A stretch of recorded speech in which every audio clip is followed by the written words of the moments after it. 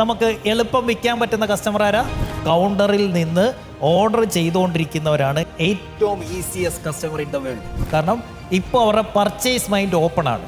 എന്ത് വേണമെന്ന് ചോദിച്ചാലും അപ്പം യെസ് പറയാനുള്ള സാധ്യത 80% കൂടുതലാണ്. അതുകൊണ്ടാണ് ഒരു കവറ് പാലും 1/2 കിലോ പഴവും മേടിക്കാൻ പോകുന്ന നമ്മൾ 2 കിറ്റ് സാധനമായിട്ട് വീട്ടിൽ വന്ന് കയറി കഴിയുമ്പോൾ ആലോചിക്കുന്നത് ഇത് എന്തിനായിരുന്നു ഇത്രയും കൂടെ എന്ന്. ചുമ്മാ ഫാമിലി ആയിട്ടൊന്ന് സൂപ്പർ മാർക്കറ്റിൽ പർച്ചേസിന് പോയാൽ മതി, അപ്പം അറിയാം. ആ കൊട്ട നിറയുന്നതാണ് അവരുടെ കണക്ക്. കാണുന്നതെല്ലാം വേണം. അവിടെ വെച്ച് അവർ നമ്മളോട് ചോദിക്കുകയാണ്, മേഡം അതും കൂടെ എടുക്കട്ടെ.